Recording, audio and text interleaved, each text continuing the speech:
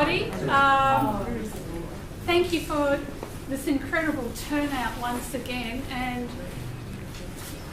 I'm so privileged to work with such a dedicated group of people that here we have a second Sunday in May that we're having a professional development, and you're here to learn a little bit more.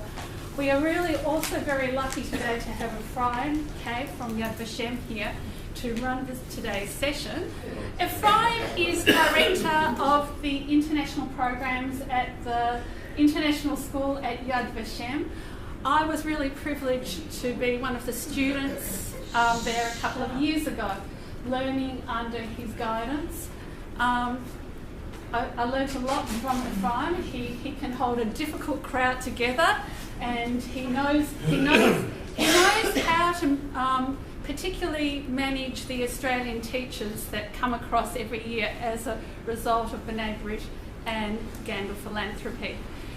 He's going to deal with some of the questions we have in the museum and give his point of view from his international perspective. So Ephraim, thank you so much. Thank you, Lisa. It's a pleasure being here. Every time I come to this beautiful, very big country, I went from Perth to Melbourne, and your country is bigger than I even expect every time I have to do that trip. It's like going New York to Los Angeles, only I figured out once I get to Melbourne how far I've been traveling. Let's get down to the questions. And I know that you're in the museum. I have been working at Yad Vashem for the past 28 years. And how many of you have been to Yad Vashem? Oh, I love you. It's great. Okay. So you know our museum. It's 6 times larger than our old museum that we had from the early 1960s. And we opened the new one in 2005. It takes a good 2 hours just to walk through it and to get some explanations. For our guides, for our seminar participants, it's usually like a 3-hour schlep. And by the way, when we first opened our museum, people asked, I don't want to see the whole thing. Are there any emergency exits? We do have them, but we don't tell people where they are, because we don't want people to leave. It's one way in, one way out. Now you can walk very quickly. It's like 3 kilometers, the schlep. It's a nice schlep. But you can go very quickly. But our premise was, you come in, walk through it, and you leave. We want people to see how the museum tells the story. And every museum tells the story a little bit differently. In Washington, in Los Angeles, and in Jerusalem we tell the story a little bit differently. And of course we have the room, the capacity to tell a large part of it. There are 11 exhibition halls there. Now I know when some of the questions that you're asking, so I only have an hour. 20 minutes. Oh my goodness. You have 20 minutes to take them through the museum here. Yes. If we're lucky. If you like, and then there's a survivor testimony as well. Oh, yeah. On top of it. That's On after. top. No, it can be before us. Yeah, but Before or after. Okay, I just have to get the context. And so one of the questions that I'm being asked, I got one page and I got an updated page. What to put the emphasis on?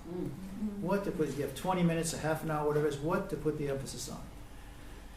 And essentially, our guides also. We have a museum. You can spend the whole day there. Again, you have to pick and choose. So I purposely put up this picture over here because these facets of what's happening to the Jews, the perpetrators, and bystanders, or I can also call them upstanders, that facet as well, not just those who are watching, maybe collaborating, or just being indifferent, but also the phenomenon of righteous among the nations. These are probably the major facets that, if you're even for 20 minutes, in your museum as well, that you want to touch. You want to touch upon something about the Jewish, who are the Jews? I mean, people coming here, I've been in places here in your country where they don't know what a Jew looks like. They've never met a survivor. By the way, when they come to our seminar and they meet 6 or 7 survivors that we place in strategic places during the seminar, but we have one day, it's a whole afternoon, where they meet 3 or 4 survivors and they split up into small groups. That's the first time for most of the Australian educators they've actually touched.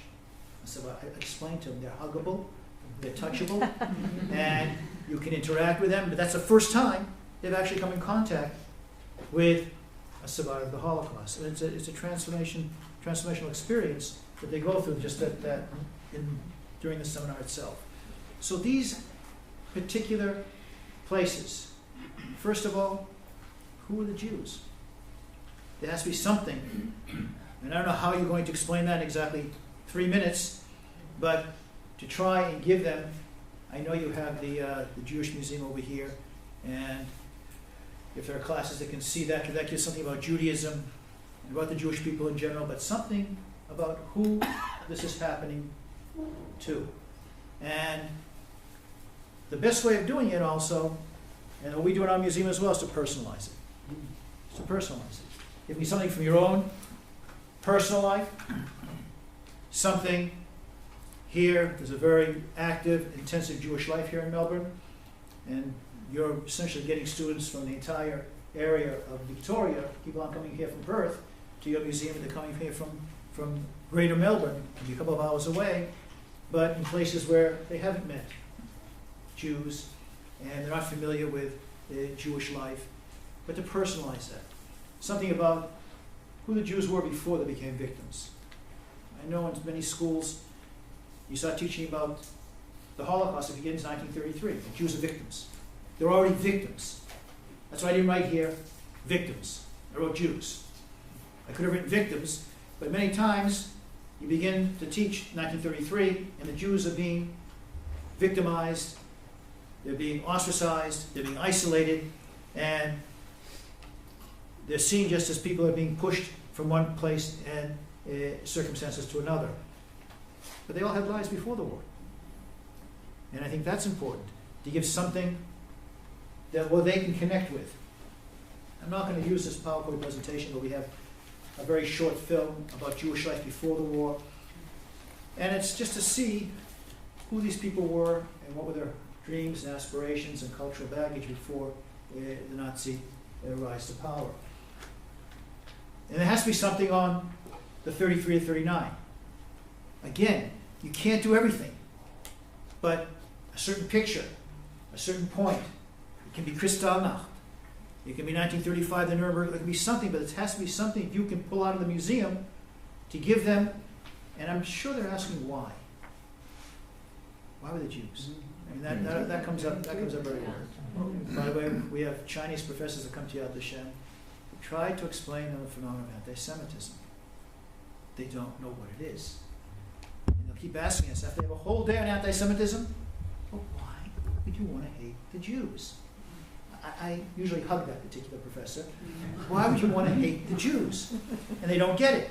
They don't come from that Western civilization, the conflict, the church and the synagogue, and the Middle Ages, and the modern era of anti-Semitism, mostly that's happening in Europe.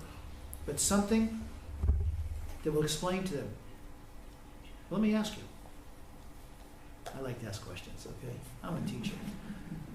What do you say when they ask you a question? Why the Jews? Others were persecuted as well. But why was Hitler's focus on the Jews? Your first name? Eva. Eva. We've got a section in our museum called The Longest Hatred. Okay. So usually we have a look at that section to understand why the Jews were hated. And there's a sort of a horrible cartoon of the mushroom. And It's a children's book that was used in Nazi that's Germany. right. So that's the kind of context for why. And I just usually bring up 2 points. One is Christian anti-Semitism, and the irony of Jesus being a Jew, and also the fact that actually Jews were hated prior to Christianity. So that's even more unusual. But the hatred of the other, and the Jew having sustained itself through history, is probably one of the things to consider. Eva, that's a nice start. Yes. I Your first name believe- again? Gregoria. Gregoria. I believe that if it wasn't for Christianity, the Holocaust would never have happened. It really all began with Christianity, and then the Jews were just... That all began with Christianity. If it began wasn't for with Christianity, the Holocaust would not have happened. Christianity, I really believe the Holocaust would not have happened. The things that the Gentiles are told, even today in Europe about the Jews, things that I've heard, it's just, you're not going to believe it. I really, really believe that. Okay, but Gregoria? Yes, Gregoria. We're going to see each other for a long period of time. Yes. Okay, this is not an ongoing date, but she's coming to a seminar. Suzanne as well. Others here are coming for a 10-day seminar at Yad Vashem, very intensive. Yes and no. And what are you going to do when you have a lot of students that come here that when you talk about Christianity, they don't know what you're talking about? A lot of Aussies are very, very secular. I mean, we've had Aussies coming to our course. We talk about Adam and Eve, and they're asking, okay, who and who, what and what. It just doesn't register. And the New Testament, Old Testament they're both old. Okay. You're correct, but there's something else. Yes, your first name. Well, Jack. Jack. In the context of Europe, we need to keep in mind that Jews were pretty well the only non-Christian people behaving and having a different religion in Europe than others. Mm-hmm. So why the Jews, apart from the Christian aspect, which I won't go into, it's been touched, I think the single fact is that the Jews stood out as different to the other people within given communities. I like that. Okay. And Professor Robert Wistrich passed away a couple of years ago, but The Longest Hatred. By the way, he has a book. It's 800 pages long. Be careful if you drop it on your toes, you're going to break all 10 toes. And his introduction's 80 pages. When I finished reading his introduction, I called him. I said, Robert, I'm depressed. It's called From Anti-Semitism to the Global Jihad. Spans, it says, magnus opum in terms of all the research that you've been doing for tens of years. And it was so depressing just to read the 80 pages of introduction, an 80-page introduction. He said to me, oh, fine. You should be invigorated. It gets worse as you go along. So I'm reading it in pieces, but that gives an overall historical, and he mentions the fact of the other. Yeah. And what you're saying is correct as well, but there's something else here that in just 1 foot, I'm going to say it, and it's possible also to do it in the museum. The fact Christianity, Judaism, and that erupted with pogroms and all kinds of anti-Jewish discrimination in different places, but it never developed into a Holocaust. It never developed into systematic extermination of every single person. I mean, when the Germans, sorry, I'm going to use that, That's okay, it doesn't bother me. arrived in Rogus, 2,000 Jews were living there. And they purposely rounded up those Jews, brought them to the Greek mainland, and from there sent them to Auschwitz. This is beyond anything that deals with Christianity, opposite Judaism. This is an obsession of every single Jewish person. They had to be found, put on trains, and eventually meet their deaths in gas chambers in one of the different camps. There's something about, and different scholars, it's Dan Michman and others from Yad Vashem, and by the way, we have something I want to recommend to everyone. I get special commissions for this for the Yad Vashem website, www.yadvashem.org. Do you know our website? Mm-hmm. Yes? If you don't, log on to it. Go into our drop-down menu, which is Education. Under Education, it's called a Video Toolbox. Video Toolbox. Please, especially since you're guides, and you haven't got time to read Charles Friedlander 2 volumes, or Raoul Hilberg, he's 3 volumes, or even the 800 pages of Robert Wistrich, you're not going to be sitting on, maybe you want to. I mean, you're going to hate me afterwards, but if you want to sit down and read those things, the Video Toolbox we did gives a snippet, 15 minutes. Nazi ideology.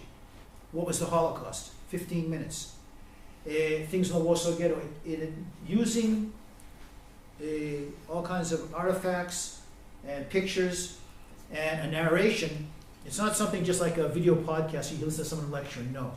It's much, much more than that. Log on to it, use it, review it, and it can give you those pieces that will fill in the knowledge that sometimes you're asking, okay, well, what do I say here?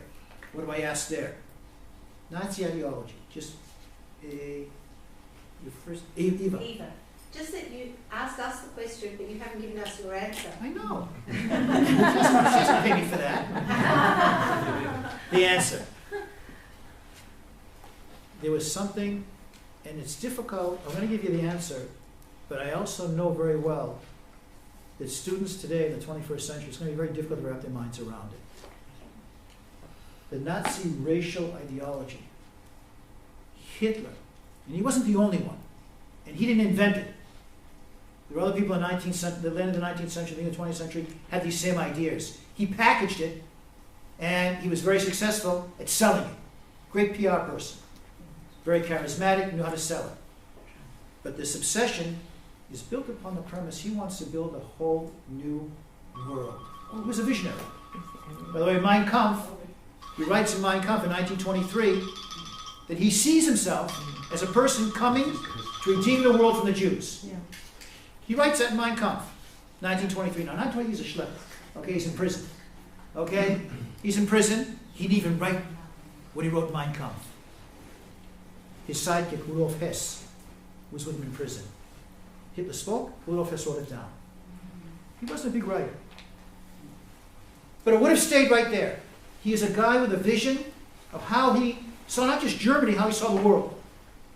And his world was a world of Aryan superiority, a racial hierarchy, and as far as Hitler saw it, you couldn't build that world without destroying this concept that the Jews brought to the world, morality. Thou shalt not, I always said the Big Ten. The Big Ten, the Ten Commandments. Yeah. Okay. Now the Christians got it a little bit wrong. It's thou shalt not kill, it's thou shalt not murder. That's what it says in Hebrew. Thou shalt love thy neighbor as thyself. These are Jewish, Christian, Judaic-Christian values that the Western world lives on. As far as Hitler saw, Judaism corrupted Christianity. And if you want to build a whole new world built on power, survival of the fittest, meaning the Aryan race, these are the people that will rule for the next 1,000 years. You can't do that unless you destroy the element in the world. And it's not each individual Jew, it's the Jews as a collective. So maybe you have it, okay, everyone has a Jewish doctor, a Jewish lawyer, businessman. Okay? But it's not them, it's the Jews as a collective have to die. And that obsession, Charles Friedman calls it redemptive anti-Semitism. I think that's what you should use in trying to explain what was different. So it wasn't just Christianity laid the groundwork, but this is beyond that. This is way beyond that. Yes, Ava. But it doesn't answer the question. If that's the morality, then why did he kill Christians who were moral, who had taken on the Judeo-Christian ethic? First of all, he was pragmatic. He was a guy with a vision, but he was very pragmatic. So Most of the Christian churches in Germany, the professing church, the Lutheran, the Protestant, the Catholic Church, they became Nazified. Now there was this synthesis between how they perceive. I mean, in Christianity, you can become Protestant or Lutheran or Catholic. But according to Hitler, you can't do that because you have Jewish blood. So there were some nuances there that they had to work out. In general, though, not everything goes, even a guy with a vision like that. I mean, when the Nuremberg laws, he went back 3 generations. If you're going to check Jewish blood, Jewish blood, why 3 generations? By the way, for those serving the SS, they had to go back to 1750 for officers and 1800 for just enlisted men. If you wanted to serve the SS, they had to bring documentation that they're pure Aryans. For Jews, they went back 3 generations. Anyone understand why? Why would they only check children, parents, and grandchildren? and grandparents? To encompass as many as they could. Well, you can knock on anybody's door and usually find them alive that you can check them. I mean, you don't have computerization. You don't have that ability to check 520,000 Jews. It would take them 15 years. But immediately you could check anyone that had 1, 2, 3, or 4 Jewish grandparents, parents and children. They were checkable. So again, there's an ideology, but sometimes there's a pragmatic route that you have to take in order to implement the ideology. That, in a nutshell, is the reason, the obsession he had specifically with the Jews. There are others he hated as well. Jehovah's Witnesses. There were gays that were also persecuted. There were social democrats or communists. If you political, you had other, and you also had Germans, the T4 operation. Everyone know what I'm talking about? Tiergartenstrasse, the T4 operation, and that hit actually signed the order in October 39, were Germans that were mentally challenged. They were mostly in psychiatric hospitals. They needed beds for their soldiers. And these were people that were deemed unfit, unworthy of life. I don't like to call it the euthanasia project. Euthanasia is someone besides his own will. He decided for them who's worthy of life. And it's mostly psychiatric doctors and nurses that are working in those institutions. They killed maybe 200,000 Germans. They were the weak links. But none of those groups was seen as more than a nuisance. They were a social nuisance or a political nuisance. The Jews were not a nuisance. The Jews were the enemy. That you could not create a new world order without wiping out every single Jewish person. And that's different. And sometimes we like to make a lot of associations, this and that. Yes, he persecuted other people. And I know I'm treading on very shaky. I have to be careful. When people say, everyone suffered, everyone did suffer. That's true. And you can never come with, you suffered more. Never say that. Please, don't say that. We know. I'm going to say two things. Jews did suffer more. But don't say that to anybody. Okay? Because you can't really split up. At the end of the day, a dead person is a dead person. Doesn't matter if he was shot, if his head was disengaged from his body, or he was gassed, wherever it was. And a lot of people died. There were 16 to 17 million non-Jews that lost their lives in World War II. Persecution, 3 million Poles. It was a genocide against the Poles. They lost their lives during World War II. But none of those people were the ultimate enemy. It was a nuisance that had to be dealt with on different levels. The only ethnic group that was slated to be destroyed to the last person were the Jews because of that obsession, because of this idea of making a whole new world order. Now, there's one thing we can say. It was the Nazis that decided who was going to suffer more. It wasn't the Jews. And I don't want to take away from anyone's personal experience as a survivor, because I know, and I have testimonies of a Jew and a Pole. They're both in Auschwitz. And the Jews suffered more than the Poles did, even in that kind of a situation. Difficult to say that. But even in those situations, because I have someone from the ghetto fighter's house, she was incarcerated as a Pole. She was Jewish, but she hid her identity. She was incarcerated as a Pole in Auschwitz, and she's saying, yeah, the Jews suffered more than we did. I'm quoting her, I'm not quoting myself. Okay? But you can't say that. It was the Germans, it was the Nazis, I'm using that interchangeably, okay? They decided who was going to die and who was going to suffer more. There's one document. They have it in the museum. This is even better.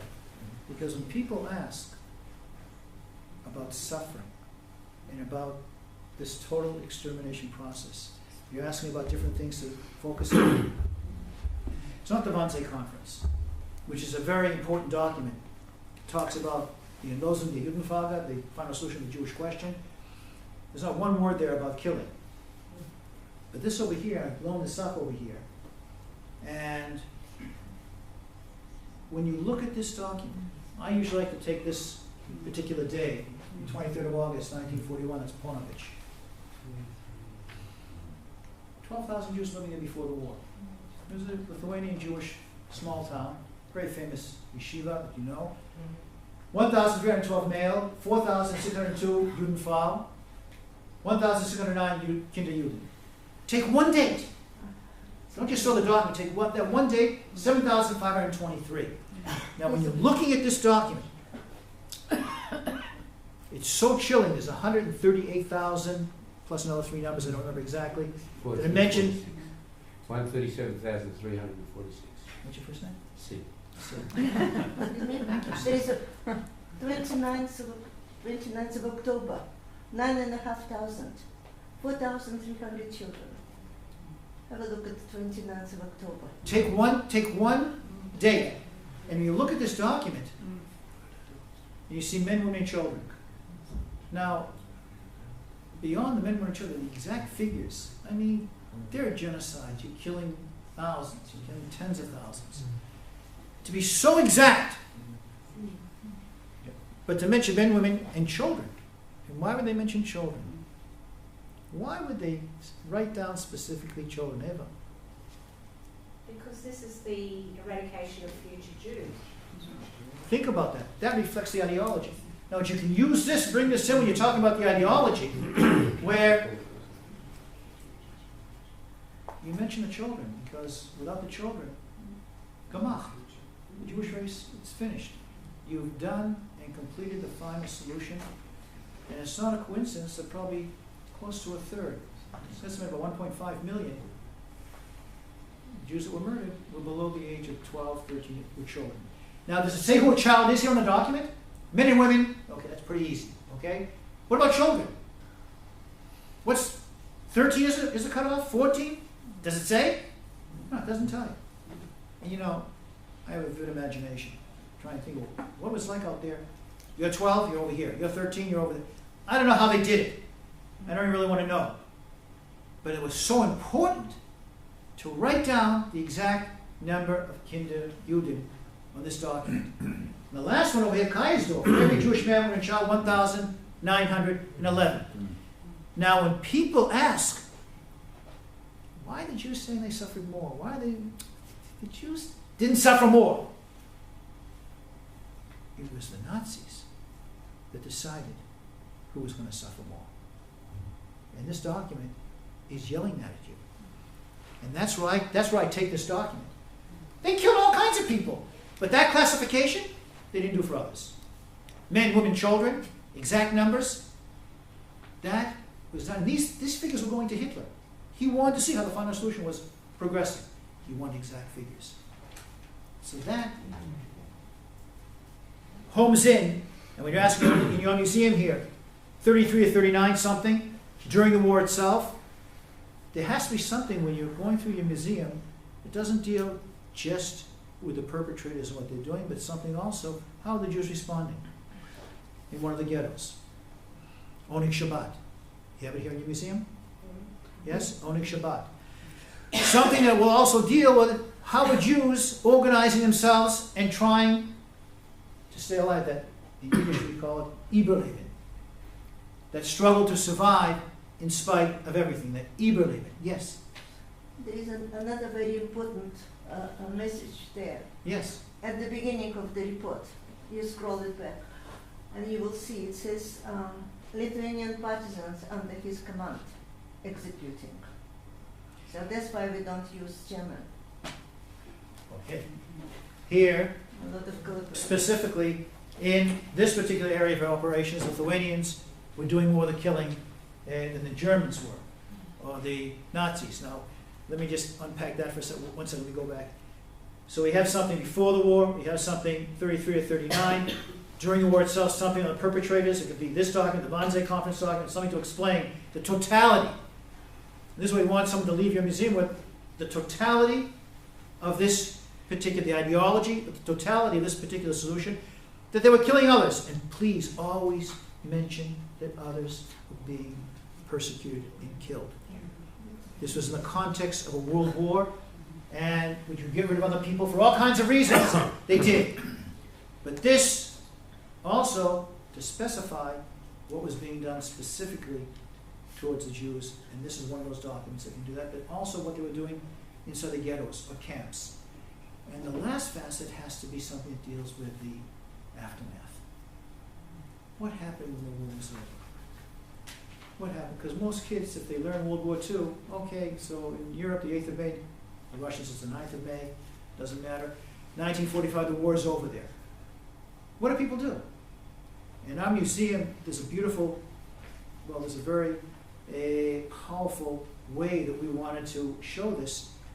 If you remember the Vashem Museum, there's a small little corridor after the death marches where you have this place where everyone is joyous, or ticket parades, and the Americans and the Russians are meeting on the Elbe, and you have the Russians blowing up in Berlin, the Reichstag, the flag, and the German eagle. Beautiful pictures there. Stalin, Roosevelt, you have de Gaulle, everybody's there. And everyone's joyous. The war is over. And then I always put everyone inside that little room. I said, just stay here for a minute. I want you to see the joy. You can touch it. You can feel it. Then you walk into the next room, a very large room, and you see pictures from Bergen-Belsen. Dachau, Buchenwald, Mauthausen, Ravensbrück. You see the different, and you see the bodies and the bulldozers. You see people, what used to be a person. And there's no joy. There's no hope. There's nothing. What do these people do when the war is over? And after you go through that room, we take you into the next room, Yad Vashem, which is return to life. And there's always a theme there that says, liberated but not free. Liberated but not free. And what do survivors do? And if there's one message that they can leave your museum with, and we want them to leave our museum with, the survivors. The survivors. And I always tell this story. At Bergen-Belsen, in 1946, a year after liberation, they celebrated the 1,000th Jewish wedding. Now that's a message. People that had nothing, had lost everything, and no family, no possessions. That was revenge that survivors took. And during my 30 years at Yad Vashem, about 10 years ago, I met someone. She's now 96 years old. She lives south of Tel Aviv in Cholon. Her name is Frida. I don't know if she was in your seminar. Warsaw, revolt, 1943, sent to Majdanek. Majdanek sent to Auschwitz. Liberated Bergen-Belsen. That's her CV. And she told us that in October or November 1945, her and her husband had the first Jewish wedding in Bergen-Belsen. I hugged him. That kind of faith in humanity, in themselves, continuity, in wanting the Jewish people to continue, is something that every student, you can be Muslim, you can be agnostic, you can be Christian, from any place they're coming from here, around Melbourne, around in Victoria, but that message, what does a person do? People have all kinds of challenges in life. After such persecution, such loss, such suffering, what do you do with it? And most, not all of them, but most survivors took all that and went forward. And I want to, at least this part, summarize this. The real revenge of survivors wasn't having children. That wasn't the real revenge of survivors.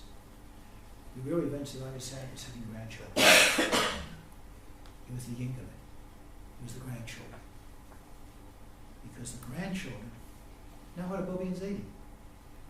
And many times, survivors didn't tell their children what they experienced. Sometimes they didn't tell each other.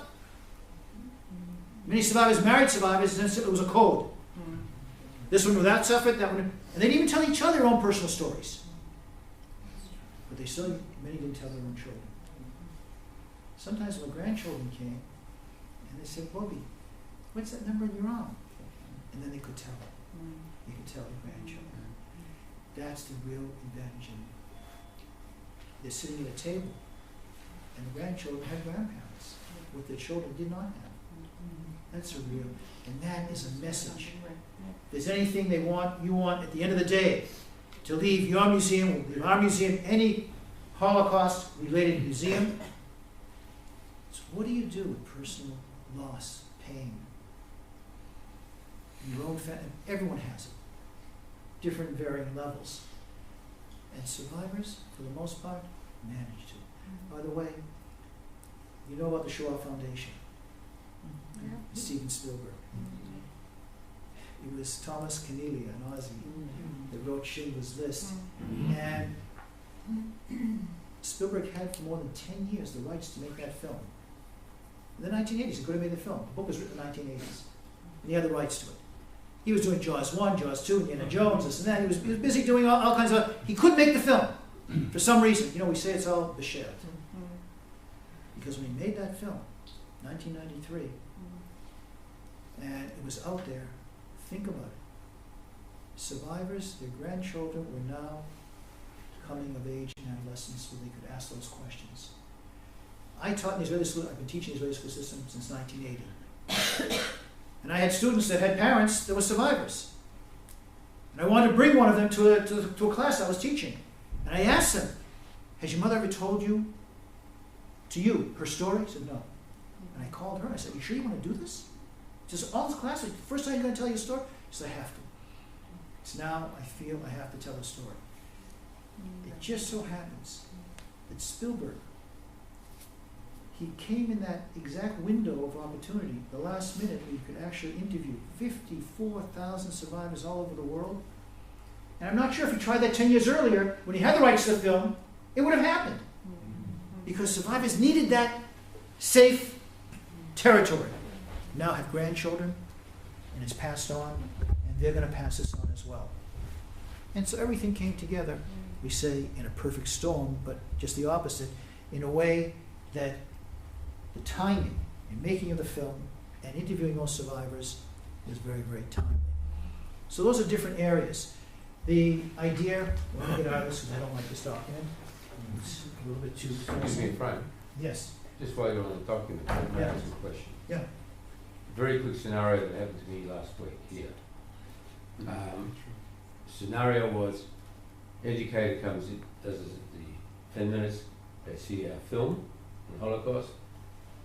I had a group of 10, they heard a survivor, and then they came to the guides. My group came, first area was the ghettos, which I personalised. Across the aisle came the Jaeger report. I always preface the discussion with the group is, do you know what a Holocaust denier is? How would you argue with the Holocaust denier, if you could? You asked them? Yes. Okay. And in the group, there's a relative, there's a girl with green hair, there's a side issue. And when I said, you have to go to original source of proof, at that point, the girl said, my father said, and this is a country girl, my father said, this never ever happened. How would you do it? Why don't you give me easier questions? How would you deal with it? First of all, I do not suggest bringing it up the way you did, okay? Because Holocaust is a little bit more complicated, and if she didn't bring it up, she wouldn't have said that unless you brought that up. Mm-hmm. Okay, but you will put right in their face saying, what do you do? There's so much ignorance out there. And that's what Holocaust denial feeds on. I usually have, I'm wandering a little, so go with me. I think associatively, okay? And I did this in one of the schools I was here in Perth. You can Google it. Put the word Holocaust in the Google bar. Not Holocaust denial. Hit the enter button. You get 55,500,000 something. Okay, someone actually did it a few days ago in Perth, so I know what the number is. And then I asked them, and these are kids. This is the millennials. How many of you, when you do a Google search, only go to the first page? And they all said, who would go to the second? Who would do the second page? Usually it's the first page. It's the first thing that comes up on the first page. Because you want information. You want quick. You want information. And sometimes it's Wikipedia. So I said, oh, that's not kosher. Okay, Wikipedia, you know what I'm talking about, Wikipedia? Yeah. Okay. Yeah. It's not so kosher, okay? You gotta be careful with Wikipedia, because it's nothing that someone has actually academically checked. People are putting things up there. Okay. But you go to the first page. How many of you have gone to the second, third page? No one does that. No, I do. Because I'm curious. So you go to page 5 and page 6, where it says Holocaust. Holocaust denial sites start popping up. And it's there.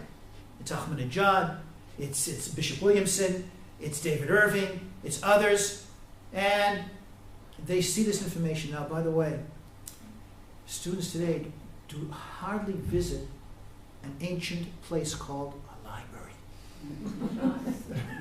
It belongs to antiquity. You ask how many of you actually seen, touched a book? Not a school book, a real book, what a library, very few. Okay, you have Google Scholar, you have Google this, you can Google everything, okay? And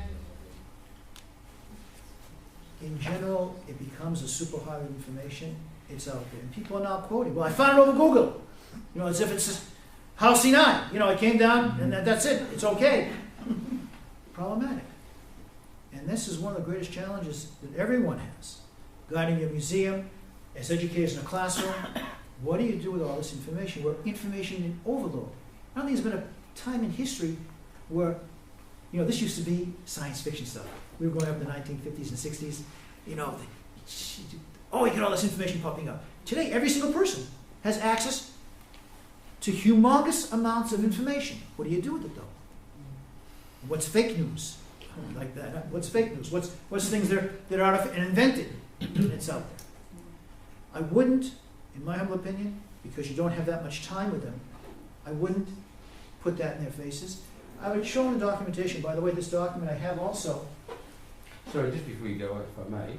I'm not going anywhere, but I have it in German I go also. through that. Yeah. But And it's important to show them the original language of these documents. maybe the extra sentence I should have added on is, when I bring that point forth, I'm going to show you a document that is very rarely seen or even heard of, written by the Nazis, for the Nazis, to Hitler. At that point, it happens. One of the things with this document, when you look at over here, this was so secret. Only 5 copies that were made. Now the Germans are bureaucrats. This is what I look at as a historian. Who wrote the document, how many copies, where it went. When you look over here, it's in Kovna, because the court counted Kovna. That was where the headquarters were of the Einsatzgruppe.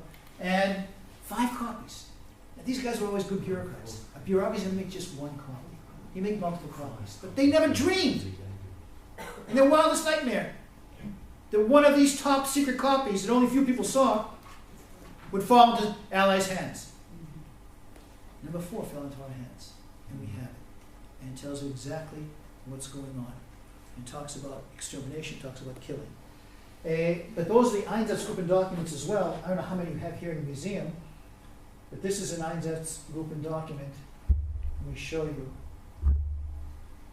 Oh, I went the wrong way. Went the wrong way. This is an Einsatzgruppen document. That's the murder of Babiel. How many? Do you have any of these documents? We've got. I don't think we've got that document. Okay, this is Babiel. I took this because of the number 33,771. In other words, people can also ask you, why would they count every single person? This went directly to Hitler's desk, and they wanted to see exactly how this was unfolding. Now, 195 of these reports were presented in the war crime trials. Raoul Hilberg, in the 1960s, was the first one that took all those documents, cross-referenced them, and according to German sources, it says here, were executed. And if you look at the German version, this is the actual, and it's important to show students today the original languages. Geheime Reichssache. This is a very secret document of the Reich. And you go down over here, and you see on the bottom 30,770, Juden executed. This were documents, many German documents use euphemisms. These are meant for SSI's only. Bureaucrats didn't see these documents. But these documents also go to proving what is going on, this sort of mass extermination in different places. This is mostly in the occupied areas in the Soviet Union. But to get back to our point, we mentioned Nazis and Germans. Now, I want to say something. I'm not politically correct. You know me, okay? So I'm not going to be politically correct here either. Okay? You're taking what? Israeli. Israeli persons, Israeli, that. Yeah, okay, well, I suppose I have to tell the Aussies when they come to the seminar and others, you have to explain what a sabra is, first of all. Okay? That's difficult. You don't touch them. It's very prickly on the outside. But once you got beyond, you got those super. If you can get beyond the first 3 questions Israelis will ask you is, how much do you earn? How big is your apartment? And who do you vote for? The 3 most unpolitically correct questions. And they'll ask you sitting down at the bus stop, this and that, where you're from. Okay, who do you vote for? What do you who do I vote for? I'm going to tell you. You can get beyond that, so I'm going to tell you, I'm going to be politically incorrect. Incorrect. See, even incorrect. When you're taking students through a Holocaust museum, they're going to be upset. They're going to be upset. They're going to be upset. I mean, that's our job. We want to upset them. I mean, that's my job at least. You want people to see something, an atrocity of such magnitude, in such horrific proportions. And what we can learn from that.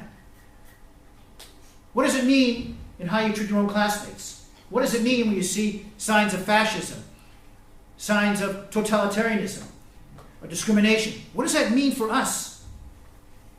And I think those are things when the outcome, when you ask, my boss always asks me, what's the outcome? What do you want at the end of the day when they leave the museum, when you finish your seminar? We want to sensitize them, to be better citizens, to be more informed. Now, we're going to upset them, a priori. Now, if I say German, they're upset, or say no, if I say Lithuanian, someone's not going to be upset. And what if I say Poles? They're not going to be upset? We're going to upset people, and they're coming from different ethnic backgrounds. So I have no problem, first of all, the facts are, ladies and gentlemen, it was Germans. I hate to make you feel like it was Germans. And there's something we go through our museum. The Germans loved Hitler. The Germans loved Hitler. No, most Germans did not vote for him. I was just about to say. Most Germans did not vote for him. He didn't get it because he didn't win any kind of overwhelming. It was a coalition. 70% didn't vote for him. Well, no. When the last election was 44%. Whatever it is, they vote for other right-wing parties. 44% was and that's in March 33. After he'd been opposite the chancellorship, and you worry about the scholar. Yes, you're correct. You're correct. Most Germans did not vote for Hitler. You're correct. But and the opposition was very quickly shut down. Yes. You're correct in everything. There are other right-wing parties, not just Hitler. They loved him. There are other right-wing parties that he made a coalition with, but forget about that. What Hitler did in a very short period of time, he brought the Germans hope, prosperity, a future. When he talked about Zukunft, the German future, the German people, and he gave them jobs. Ladies and gentlemen, there were 15 million Americans out of work in the 1930s. In a few years, he wiped out unemployment. Well, it's easy because you make the German army 2 million soldiers, you put the industrialists, you give them what they want to make a war, and to create all kinds of weapons of war. But Germans in the 1930s had their jobs back, they had a future, they had prosperity, they had a hope. Hitler gave them that hope. Okay. There were those that didn't toe the line. So there was Dachau, and there was Buchenwald. By the way, look at the numbers. There were very few Germans that were sent to those concentration camps. When you look at the dissenters, Social Democrats, Communists. In other words, in a few years, even those that didn't vote for Hitler, and that's the problem we have, the overall majority. David Bankir, one of our very special professors, he passed away untimely about 5-6 years ago, he called Germany a consensual dictatorship. It's an oxymoron. A consensual dictatorship. What does that mean? It means the Germans loved them. It was a dictatorship. But it wasn't like the Soviet Union, where people were afraid. People weren't afraid, ladies and gentlemen. Stop it. You know, we see too many post-war German movies. Anyone see The Reader? Yeah? Okay. Well, that's extremely problematic. The camp guard, she's really a nut job. She doesn't know analphabet. She doesn't know how to read. Not true. Really not true. Germans loved Hitler. And ladies and gentlemen, even more of a problem when the war was over and Poles were taken. They continued to love Hitler. They saw him as a great leader. The war is over. 6 million Germans were dead. 3 million soldiers, about 3 million civilians. German cities were in rubble. They continued to see Hitler as a great leader. Figure it out. But not every German was a Nazi. And your first name? Barbara. Barbara. You're I read correct. book alone in Berlin. You're correct. Not every German always say was a that. Nazi, and not every Nazi was a German. You had other Nazis that became part of the SS that were Austrian. they were called, well, I'm not talking about Austrian, they were Hueys or Hilfswillige, they've been Ukrainians or Lithuanians that became part of the SS. They're really big Aryans, okay? They became part of the SS. They incorporated them. You're right. But when we say this dichotomy, let's only say Nazis, let's not say Germans. It was the German people that endorsed, that supported, and even when the war was over, they still saw him as a great leader. And that's the problem that you have to deal with. When you identify Nazis, you're simply saying, okay, there were all these really nice people, but then there were these bad guys called Nazis. No, it was the German people. And that remains for them a problem that they have to also absorb and learn from that. Because it wasn't just the Nazis. It wasn't just the Nazis. Germans. And you read Christopher Brown, he's going to be here. He calls his book Ordinary Men. Goldhagen calls it Ordinary Germans. I mean, I shouldn't even say, I always say not all Germans are Nazis. I don't know why I do that. No, but I can tell you what you can say. That most Germans totally supported him when he was in power. Yeah. Most Germans may not have been members of the Nazi Party. There were 8, 9, 10 million members of the Nazi Party. But most, the overwhelming majority, supported him to the end. Apparently, there's never been a more. Well, okay, Sorry, wait, I'm sorry, Eva. Please go ahead. Eva's raising her hand. Yes, I emphatically, yes. I just think it's a bit of a problem because I think if we're worried about offending people with names of nationalities, I probably offend everybody in Europe because I talk about the collaboration of all the countries in Europe with Hitler, because there's no way that Hitler and the Germans could have killed 6 million from Greece. How would they have found Jews in Greece and all these places if they hadn't had collaborators and people to help them? So these people are blamed. You've got to blame those people as well. So I make it quite clear to the kids that this is not only, it's not just a German problem, it's a human problem. And that we have to look at what happened after the war also in places like Celts and other places where Jews were massacred. So we have to think a bit more laterally and a bit more globally. A student that comes to me, like you said, and is upset. First time I hug everybody, okay? So you give them a hug first of all. And you say, you know what? Okay.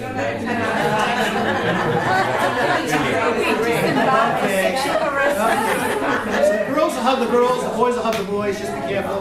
Bring someone over. Okay. Well, in Israel we can still do it and get away with it, okay? Anyways, to be empathetic. To be empathetic. If someone comes to us and says, you know, I understand where you're coming from. And I empathize, and it's painful. Now, to learn from history, the first thing we have to do is go back and find out what actually happened. Now, I can say something different that will be less painful, but it won't be historically correct.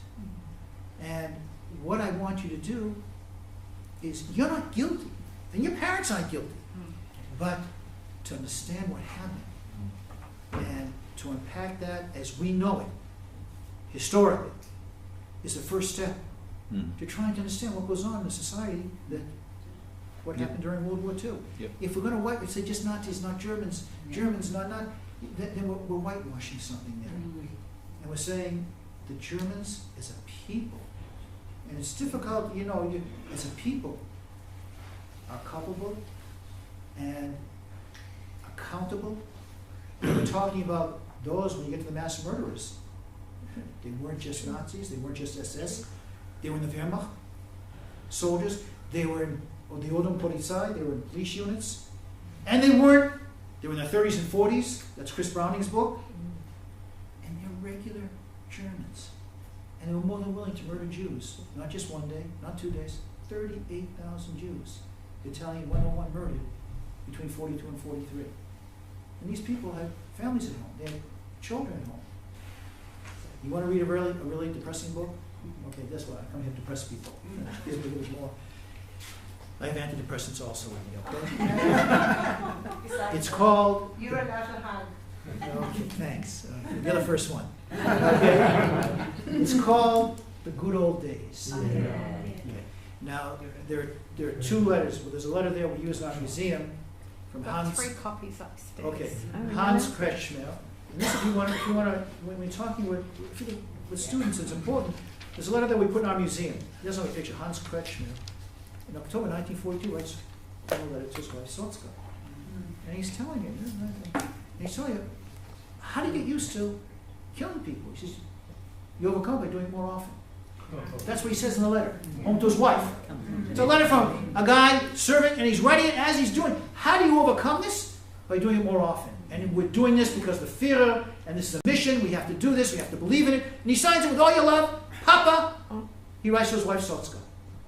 The guy's crazy. But this is something that he wrote when he was actually doing it. We put that in our museum.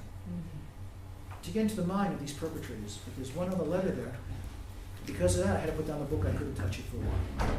There's only so much perpetrator testimony you can actually read without wanting to go to a shrink and, okay, I need to be decompressed. There's a letter there that his name escapes me right now, but he was a person serving, he may have been an NCO, he was in the Ukraine, and it was 1942, and he was murdering Jewish children in such a barbaric and sadistic way that the members of his own company went to the CO and said, look at this guy's machine. This is, and he was doing it on his own accord. Didn't have orders. He was starving them and then shooting it. Something horrific. I had to put it down. The testimonies. And the guy was put on trial before an SS court. And I took out the entire deliberation from Yad Vashem. We have the entire trial proceedings. It's all in German. With the SS court, the judges say, there are guidelines when killing Jews. And it has to be done in an orderly fashion. He has to have an order to do it. He didn't have an order to do it. And not only that, what he was doing was ungermanisch. You got that? It was ungermanisch. What this guy was doing, it wasn't according to the German protocol. I'm doing it because there are guidelines. The guy got 15 years in jail for killing Jews without authorization in a barbaric and ungermanisch way. Now you have the pardon. He was pardoned in January 1945 and was let out. So he was in jail for a couple of years. Why? We're asking ourselves, ordinary soldier, ordinary Germans, here's a guy on his own accord doing what the Führer wants, to kill Jews, but he doesn't have an order to do it. He's doing it on his own accord. And he's doing it in a barbaric way. And he's put in jail. I put the book down. I couldn't read it for another 6 months or so until I came back to it. But these are the type of things when you're going through and you have to explain to young men and women, this is a whole different time period where in Germany, in Romania, and Hungary, and Lithuania, and other places, the Jews were seen as not only the other, but to be disposed of, to disappear, and to have a world without Jews. Now, there's two very good books I just read recently. One by Alon Confino. It's A World Without Jews. Highly recommend it. Put down your Alon Confino. A World Without Jews. And he stresses the things I've been talking about here. Think about it. The Nazis and Kristallnacht destroyed synagogues. Why would you want to destroy synagogues? There was something that represented for Nazis. That had to be destroyed. Jewish spirituality, what Jews represented, that had to be destroyed. And that's a leitmotif that goes through the whole book. And there's another book by Macmillan, Dan Macmillan, called How Did This Happen? How did this happen? Now that one, it's also, it's less academic, but it also, he asks some of the basic questions of how does this happen? How does this unfold? Because kids can ask some really good questions. And you got to take a deep breath and say, oh, I only got 15, 20 minutes here. What do I say? And to at least give that explanation, the Jews represented something. Now, even that's kind of easy to do because it's Israel. It's not the Jews, it's the Jew state. It's Israel, but it's in the news enough, and Jews, and that is something you can relate to and try and explain. Unfortunately, a lot hasn't changed in terms of Jews and what they represent. Just the place and sort of the geographical areas have changed. Other questions that you're being asked. So denial, don't bring it up.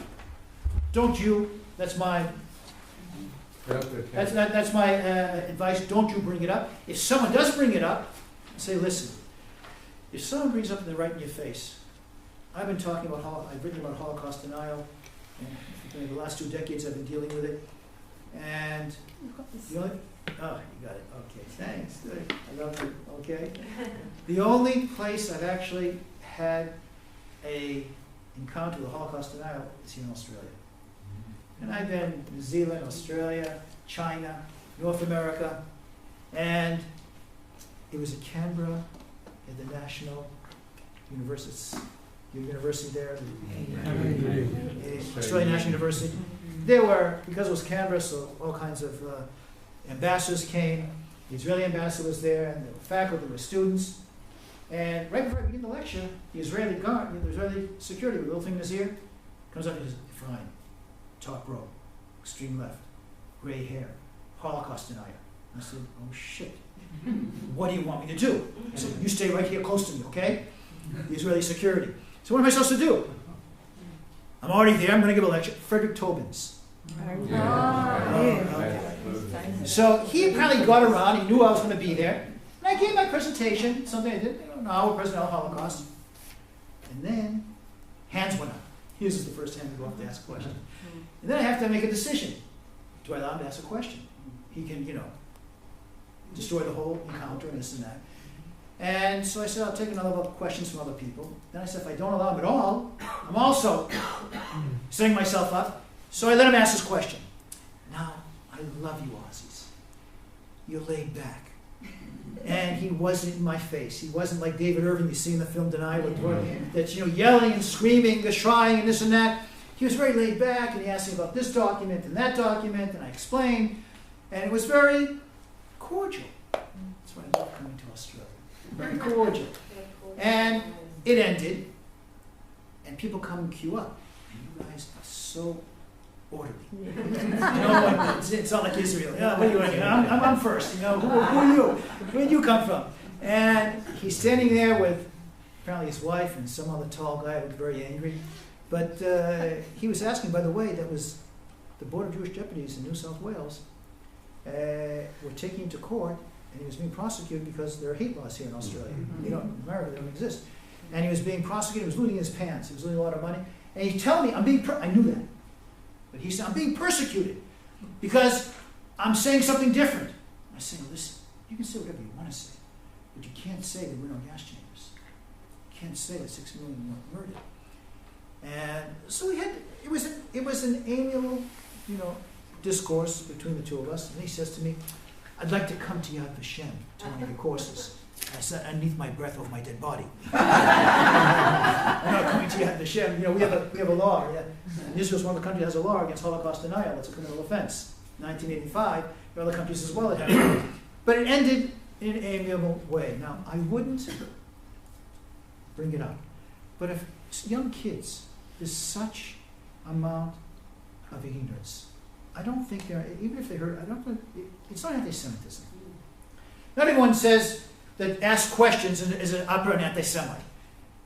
But a child like that, and if you can take them aside and say, listen, I hear what you're saying, and it's extremely painful, to hear that from a young person growing up here in Australia. And possibly, what I think the best solution would be is to have a cup of coffee with a Holocaust survivor. Not in a group, to have a survivor, sit with a student like that, do something very private, do something very personal. She had the time. Well, again, But so she had heard the Holocaust survivor. in a large group. Yeah. But I would get her. I hear what you're saying. You know, come for a cup of coffee. I was taking a nice cup of coffee over here across the street. Come for a cup of coffee. You know, make sure she comes and have a personal encounter with a person. Sometimes with a larger group, a collective group, it's more impersonal. It is still more impersonal. We're very moving, and then in that way, because survivors have the ability to open not just the minds but the hearts of young people and try and give them and put them in the right direction. Because if it comes from a home as well, it's even more complicated. Question I'd ask, and I haven't got an answer, I'd be interested in your comment. Is there any point of getting in first by saying about a Holocaust denier before they are exposed to it? Just not how many are afraid of? Like I said, I would not initiate it. Okay. If someone don't, because you're walking into, if you have a whole day, that's not different. You tell me you have very limited amount of time, don't initiate it. But if someone comes, I would come up to that person, again, not in front of the group, go up to them personally, say, listen, I just want you to know this is very hurtful, very, very painful, and let's sit down. Invite a cup of coffee, this and that. I want you to meet a personal friend of mine that wants to talk to you. Something like that, if that's possible to do that. Yes. And yes. I'm here the whole afternoon. I'm not going anywhere. 10 more minutes though. Whatever you want. Whatever you want. Just want another hour. Yes. Firstly, My name's Stephen. One question, sort of the opposite of Holocaust denial is, I had a lady come in one day and she said, my grandfather was in Auschwitz. They're not Jewish. And he says, they keep mentioning 6 million. What about my family? It's denial of their existence, of their suffering. Why don't you mention, why is it other people mentioned in the museum as being equally being persecuted? I can hug it's okay? Everyone saw it, okay? She's not up. You're all right. Okay. There's some water down there if you need it. Oh, I think I need alcohol after this. I'll go get the scotch. Okay. I'm going to relate you a story. Yuda Bauer. You've all heard of Professor Yuda Bauer. And in one of our seminars, we had a lady of Polish ethnicity. And she was a professor at the University of the United States. And she referred to her father as a Holocaust survivor. And she asked Yuda, and Yuda looked at her and said the following. You know, about 80,000 Poles were sent to Auschwitz. Many of them were killed. Some did survive. And he is a victim of Nazi persecution. He's not a Holocaust survivor. Now, she was very upset because she had grown up. My father is a Holocaust survivor. He went through the same thing. Went through parallel experiences. Yes. And again, there's no hierarchy of the suffering. People suffered, everyone suffered there. A lot of things we're dealing with today are definitions. And you have to emphasize, 3 million Poles were murdered during World War II. They lost their lives. There was a Polish genocide that Germans perpetrated to wipe out Polish nationality, intelligentsia, and others. That was done. And Poles were decimated left and right. And then during the Polish uprising in August 1944, it was a very costly encounter with Poland being not only occupied, but it disappeared. There was no Poland. It was the general government. So to emphasize the suffering, it's how we define what the Holocaust was. And here, there's a very good book by Alvin Rosenfeld called The End of the Holocaust. It's published by Indiana University. we brought him to a conference at Vashem, and the word Holocaust is being employed in so many different ways, which is why we prefer to use the word Shoah. Now, if you use the word Shoah, most people aren't going to understand what you're saying. It's a Hebrew word. But by the way, Claude Lanzmann, there are countries in Europe that use the word, not Holocaust, use the word Shoah. Italy, the word Shoah is employed. France, the word Shoah is employed.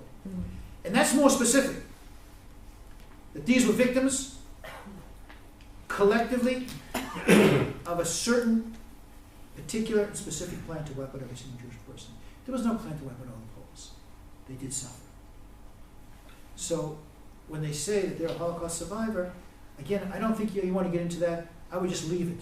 I'm telling you the information. If someone comes and says, hug them, okay, but don't let anyone see it. Okay?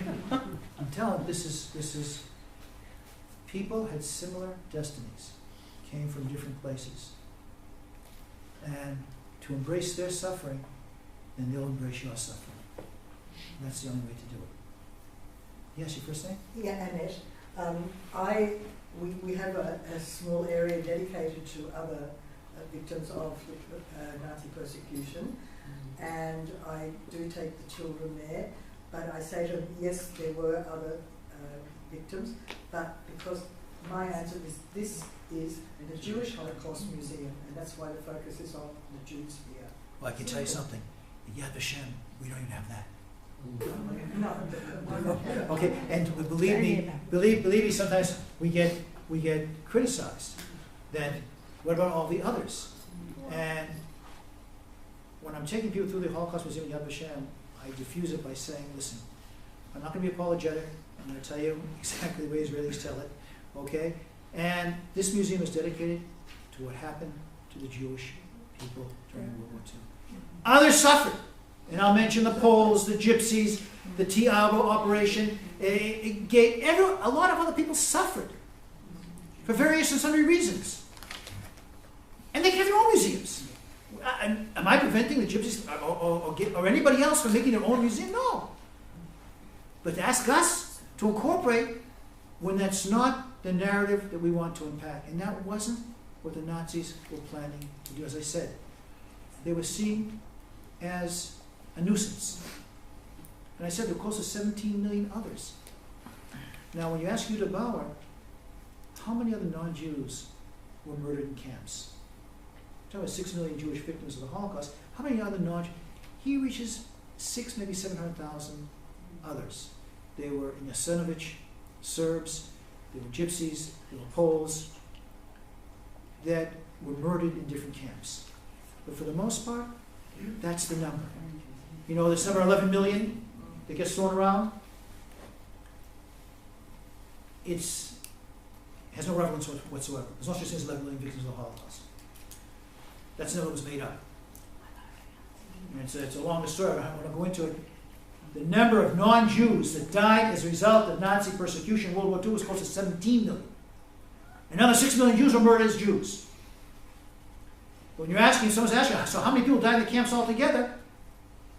Camps, shooting, this and that. You're talking about 600,000 or 700,000 others that were shot or sent to camps. Sobibor, Treblinka, Auschwitz, by the Nazis. And because they were seen as a nuisance. And the Nazis wanted to get rid of them. 1 second, yes. Yeah, just a question. So, if we talk about relevance of events happening today, which is, I think students often relate. There's no such thing as 60 years ago. What happened yesterday in the news? Football. I watch your news every morning. I wake up in the morning, I want to see the Aussie news. And it's football, it's your budget, it's your government. It's interesting. I got to see what's going on. But in the context of,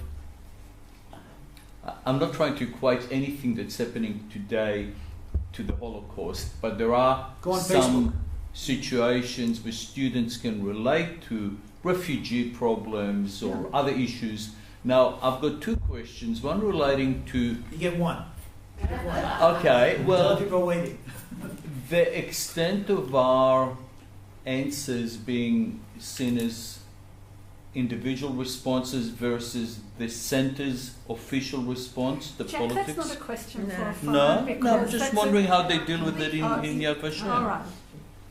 Okay. I'm on Facebook and I see all kinds of things on Facebook. And I can't say I'm really impressed with some of the things I read. And some of these people are Holocaust educators. People like to make all kinds of comparisons. And there's not a lot of comparisons. Put that aside. I don't think it's proper to make the comparisons 1930s, the refugee crisis then, the refugee crisis today. They're totally different. They're emanating from a very different context. And you know what the problem we have most part? How do you contextualize things? Here you have so many different facts, this, that, and that. How do you build the context of what we're talking about? And that's what your museum does. That's what our museum does. Your museum. We're talking about a world war. We're talking about a fascist totalitarian government.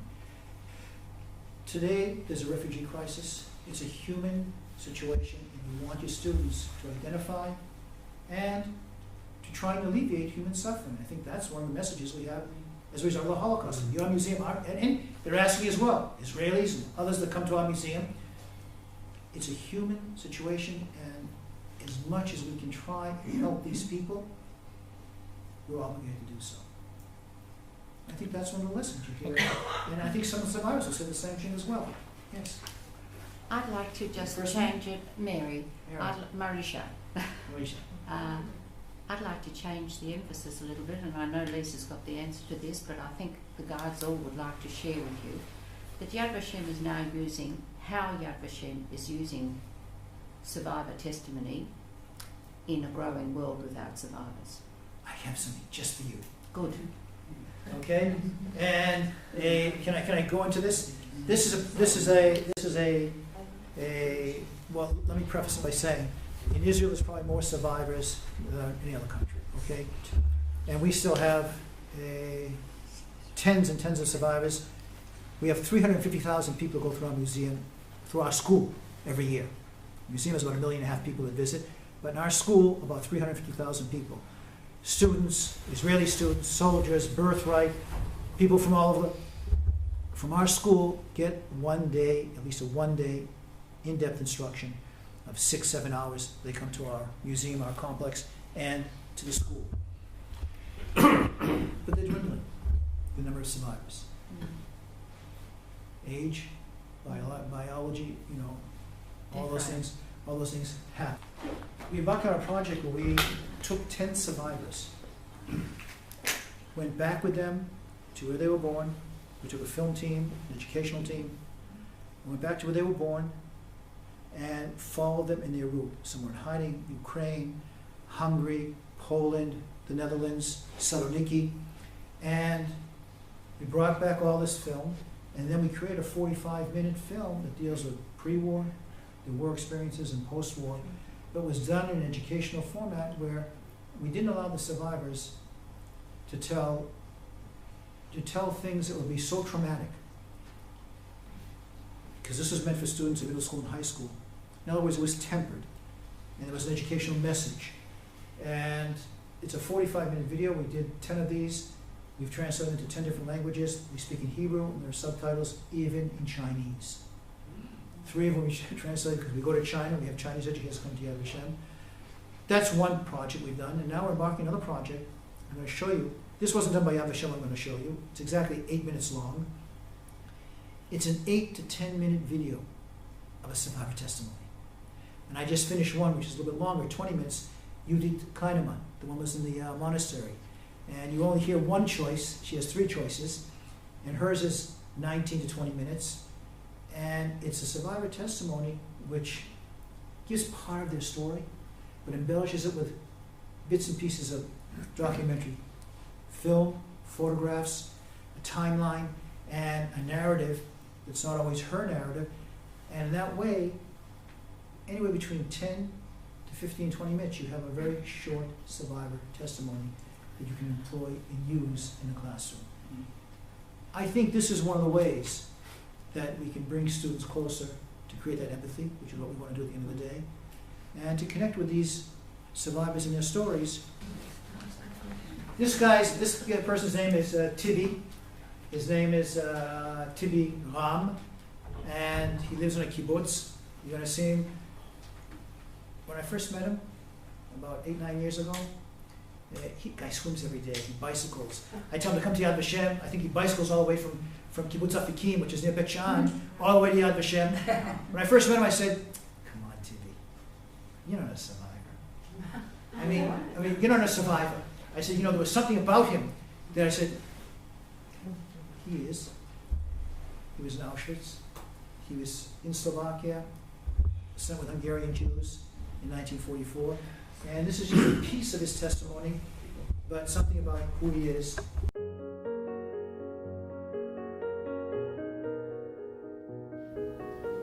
אני רואה מלא חיילים, כשאני רואה מדים אני משתגע. אני אומר, תגיד, אבל עם החיילים האלה, אני יכול לעבוד? אומרים לי, כן. ספר להם את הסיפור שלך.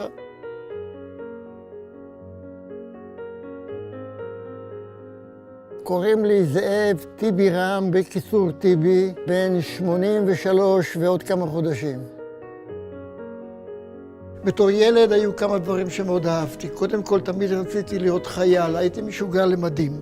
ורציתי גם להיות חקלאי. הייתי מטייל המון אצלנו, אזור מאוד יפה, הייתי מטייל הרבה עם אבא שלי ועם אח שלי, ואלה היו למעשה הדברים שעשיתי ואהבתי. אני זוכר חיים טובים, בהחלט, ילדות מאושרת. וזה נמשך ככה עד מרץ 1944. הם לוקחים אותנו לאיזה מקום, שם מרכזים את היהודים על מנת לשלוח אותם ליעד לא ידוע. דוחסים 90-100 איש לתוך קרון של בהימות, ללא אוויר ולא מים. פעם הראשונה שאני יושב ברכבת ואני נוסע לטיול ארוך. כך אני מסתכל על זה. הם מצביעים לכיוון של איזו ערובה גבוהה שפולטת אש ועשן, ואומרים, עוד מעט תהיו שם. אני מסתכל דווקא לתוך המחנה, אני רואה שם נער בערך בגודל שלי, מוביל עדר כבשים, ואני נורא מבסוט. אני אומר, הגעתי מקום אני חולם על זה למעשה. קודם כל נקבל מדים. אומנם זה לא מדי צבא, אבל זה מדהים, כולם לובשים אותו דבר. דבר שני, את הקטנים הם עושים כנראה לרועי צאן, אז אני אהיה גם חקלאי. כלומר, אני מגשים פה שני חלומות.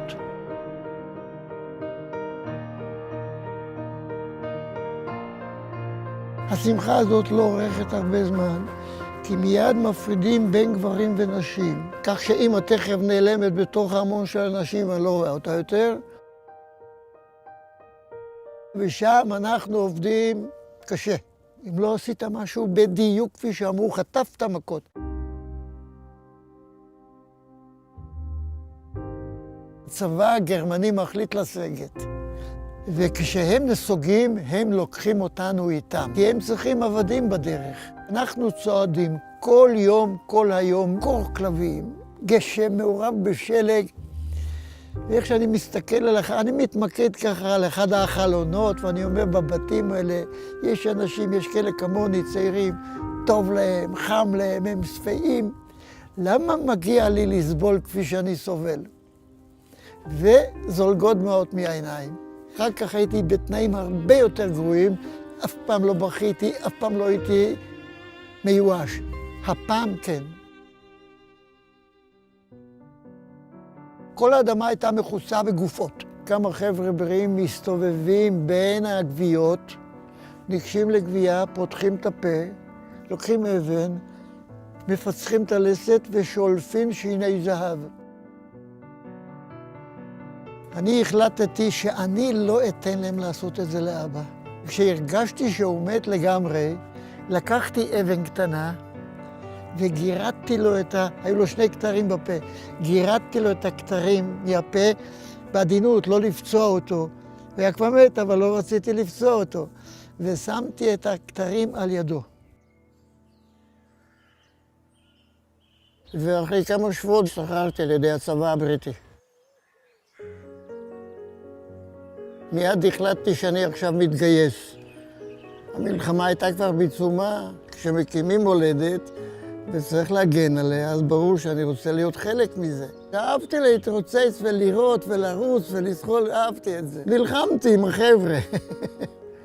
אני מאוד אהבתי את הצבא ורציתי להיות חייל מושלם, אז כל קורס שהיה הלכתי.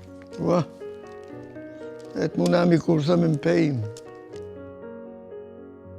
לבנון הראשונה, נלחמתי יחד עם הבן שלי. אני מאוד גאה ללבוש מדים, ואני אוהב להיות בין חיילים. אמרתי, אני רוצה לבוא עם עדים במדים. אני נוסע בתור אזרח, אבל על הרמפה של אושוויץ, אני רוצה לעמוד במדים. אנחנו מגיעים לאושוויץ, קר, כולנו במעילים, עומדים על הרמפה. אני אומר, טיבי, פה אתה צריך לעשות את הרושם הכי טוב שאתה, אני שוויצר.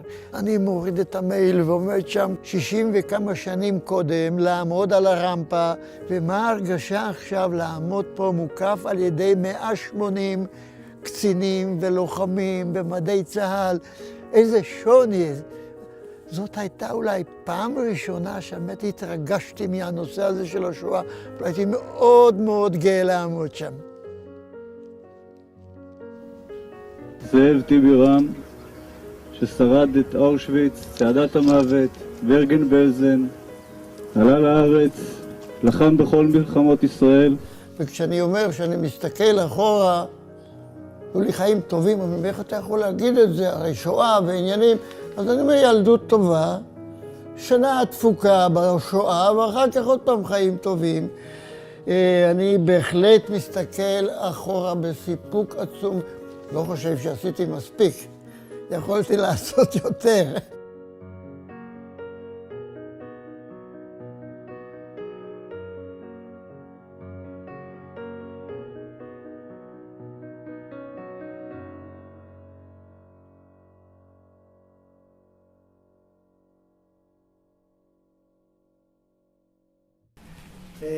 They are two people that were in Schindler's List. He's 95, she's 91. We interviewed them for the same project to get their love story. They met in Schindler's factory. That's where they fell in love, and that's where he proposed to marry her. And they both survived, and they did get married in 1950 in a small town outside of Tel Aviv where he grew up as a small child. So what we're trying to do today is to create these short, now for all kinds of educational purposes, especially we don't see students for that long, these are the type of things we're trying to do and to employ to pass that on. It's a challenge, it's a very big challenge to try and document, do these stories. Yes? Just to reinforce what you said, I've just returned from the museum at Hiroshima in Japan, and they've just built a new museum, and they have a specific area set aside, which I understand Lisa's clearly on top of this, and Jane. Is set aside for video testimony. It's very important. It's an area outside the exhibition space. Mm-hmm. It's a big screen, just a soft couches and stools, and there were hundreds of people sitting there listening to survivor testimony. So I think that validates exactly what you're saying. Mm-hmm. Yes. I have a question. When now survivors speak in front of the class, and the students, Australian students, they have no idea of the European map and the history. And I saw now in the film you use the background visual displays, and I think it would be a lot better for us. And it would be easier if we would have some visual as well as just. I totally agree with you. We have many survivors that come now, and they come and they come with a sort of PowerPoint presentation, sometimes together with us. They'll get some input from us what to do, but to have some audio-visual effects of their family, what their family look like. They have pictures or their town beforehand, or a backdrop of showing Europe so they can show where their route was, because it makes a difference. You need to have some kind of anchor just to listen. And something else we do with survivors is we have them speak less and engage more with questions. In other words, I'll give a survivor half an hour to speak. Mm-hmm. That's it. And then allow another half an hour for questions that the kids can ask, and then it becomes much more spontaneous. Yeah. So to allow to tell a certain part of the story, and then to engage the students in a discourse, in a dialogue. Yes? My name is Del. In the masculine, we've got a photograph of some young women, one naked, being led to their death. I never ever thought about this before, but recently somebody posted on Facebook that they thought it was disrespectful to the memory of those people. And also when you see masses of corpses naked. I want to know your opinion on that. We have the same thing at Vashem. And we have the same thing at Vashem. We were also criticized. We were criticized more by the ultra-Orthodox population in showing those pictures. And I'll give the answer of the survivors themselves. They didn't ask to be photographed. Yeah. Okay? They're being victimized. And it's showing, well, let me start like this. At Yad Vashem, we have over 450,000 photographs we've collected. It's the largest photographic collection. It's all over our website. It's all digital. You can download any photograph. There are less than 200. So I want to impress upon. What you have here is what we all have. There are less than 200 photographs the Germans took. You can see Jews being killed. And some of those photographs where you see naked women or whatever. Now, it was a top secret operation. It wasn't to be talked about. It wasn't to be photographed. And I think you can contextualize that in saying there are so few photographs. This is what happened. Okay? And it's not that you're trying, just the opposite. By contextualizing that way, you're giving tremendous respect to these victims who were dehumanized. In other words, when we talk about dehumanization, that is right in your face. Thank you. I'm just interested in your opinion because it upset me to think about being disrespectful to them. So your opinion is valuable. Thank you. Okay. Eva. Going back to the issue of having original documentation like those documents you showed us, why did the Nazis make multiple copies of something which they later tried to cover up when they dug up all the dead bodies in places like that they had killed and buried? So they took away the evidence there, but they left so much other evidence like photographs and documents. Why? Well, you said so much evidence. Well, not so much evidence. When you look at the enormity of the crime, there's nothing at Treblinka, nothing at Belzec, nothing at Chelmno, nothing at Sobibor. Majdanek, you have artifacts there that were left over. Auschwitz, what do you really see at Auschwitz-Birkenau? 1.3 million people were murdered there. You don't really see any concrete evidence. Not the gas chambers, the crematorium, they're all blown up. Ashes. They did a lot to destroy a lot of the physical evidence and documentation as well.